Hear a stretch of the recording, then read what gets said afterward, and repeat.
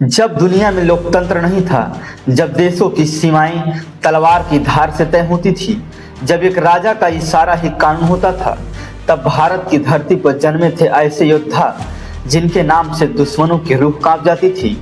एक ऐसा दौर जब भारत के तलवारों की गूंज यूनान से लेकर चीन तक सुनाई देती थी। एक ऐसा सम्राट जिसने अफगानिस्तान से लेकर दक्षिण भारत तक राज किया।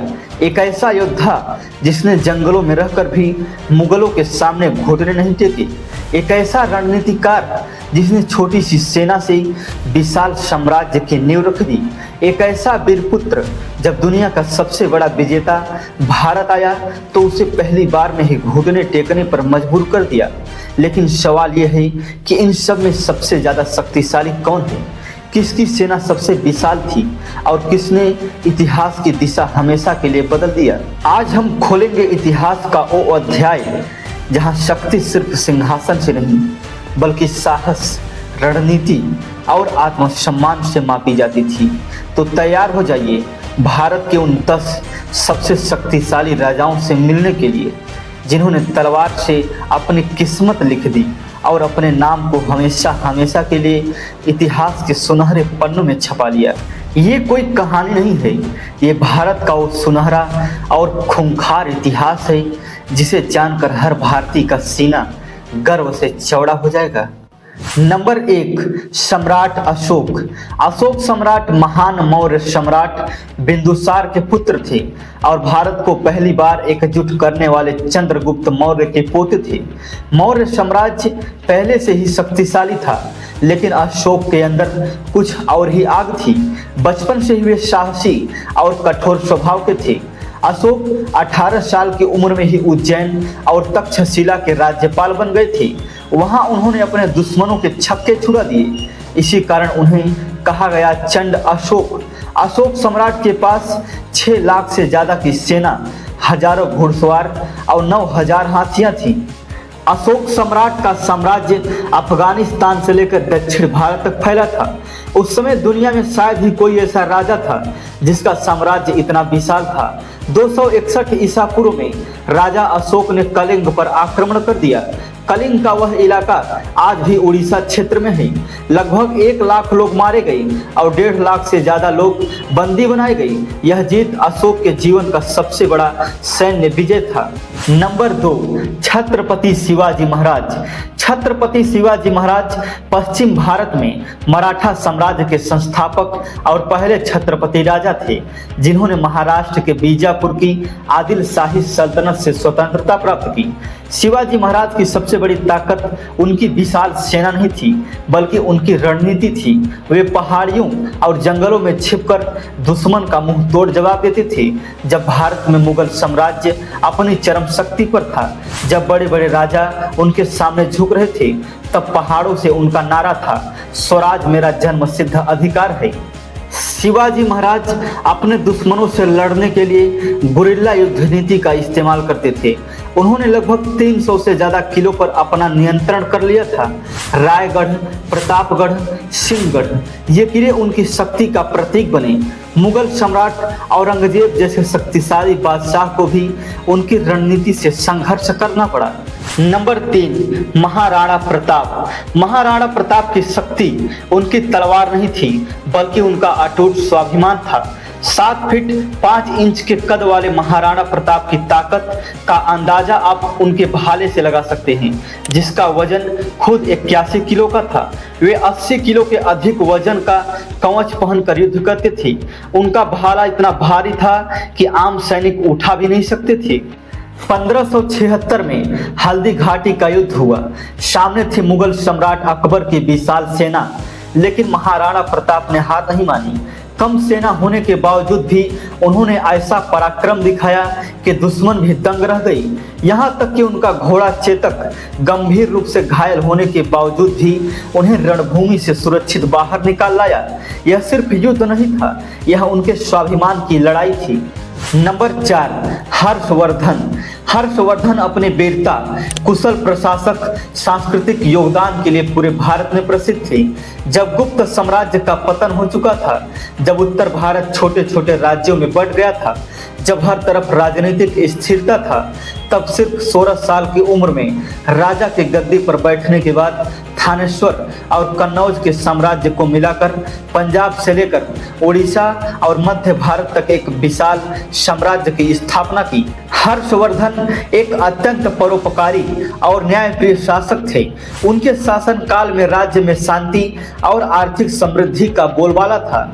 उनकी सेना में हजारों सैनिक और हाथी शामिल थे। अपने पिता और भाई की मृत्यु का बदला लेने के बाद उनकी शक्ति इतनी बढ़ी कि दक्षिण चालुक्य सम्राट पुलकेशिन द्वितीय से भी उनका सामना हुआ। हालांकि नर्मदा के पास उन्हें दक्षिण में रोक दिया गया, लेकिन उत्तर भारत में उनका प्रभाव और शक्ति अडिग रही। नंबर 5, राणा सांगा। इतिहास में ऐसे योद्धा कम ही हुए जिनका नाम सुनकर ही दुश्मन की रूह कांप जाए। एक ऐसा योद्धा जिसने युद्ध लड़ते लड़ते उनके शरीर पर 80 से ज्यादा घाव हुए थे। एक आंख, एक हाथ और एक पैर घायल हो चुका था, लेकिन इसके बावजूद भी उन्होंने कभी हार नहीं मानी।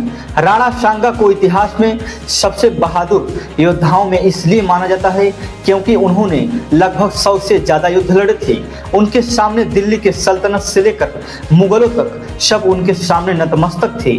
उनकी सेना में हजारों घुड़सवार, हाथी और बहादुर राजपूत योद्धा शामिल थे जो उनके लिए जान देने को भी तैयार थे।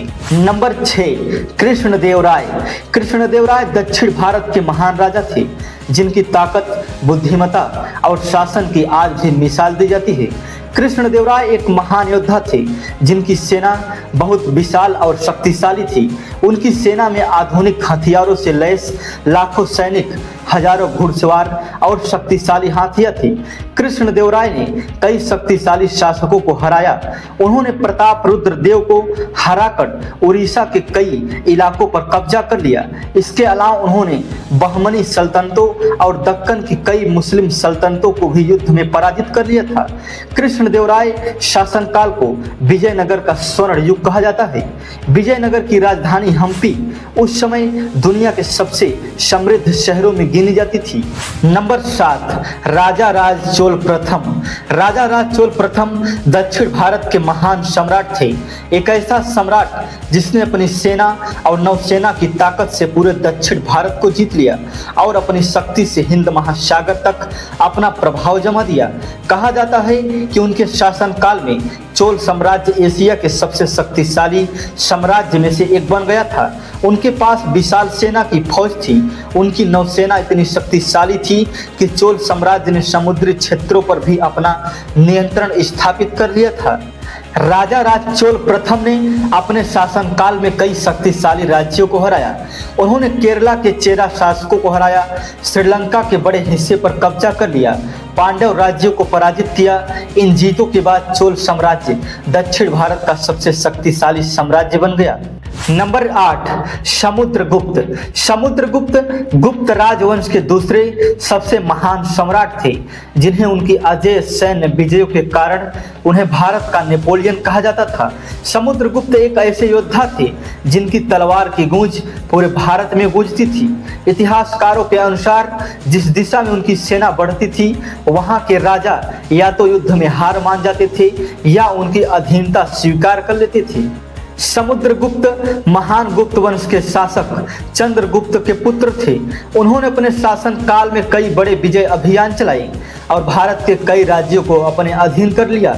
उनकी जीतों का वर्णन प्रसिद्ध इलाहाबाद के पिलर के शिलालेख में मिलता है। समुद्रगुप्त ने अपने जीवन में दर्जनों युद्ध लड़े और लगभग सभी में विजय प्राप्त की। उन्होंने उत्तर भारत के कई राज्यों को हराकर अपने साम्राज्य में मिला लिया। नंबर 9, बिंबिसार। राजा बिंबिसार प्राचीन भारत में मगध के हर्यंक राजवंश के संस्थापक और एक कुशल शासक थे। बिंबिसार बहुत कम उम्र में ही मगध का सिंहासन संभाल लिए थे। कहा जाता है कि वे 15 साल की उम्र में ही राजा बन गए थे। बिंबिसार की सबसे बड़ी ताकत थी उनकी राजनीतिक समझ और सख्त शासन। उन्होंने अपने राज्य को मजबूत करने के लिए सेना को शक्तिशाली बनाया और किलों का निर्माण कराया। उनके शासन काल में तेजी से मगध एक शक्तिशाली राज्य बन गया।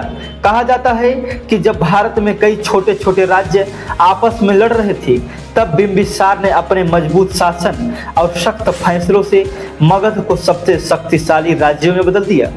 Number 10, porous. राजा पोरस प्राचीन भारत के एक शक्तिशाली शासक थे। वे पौरव साम्राज्य के राजा थे जो आज के पंजाब क्षेत्र में स्थित है।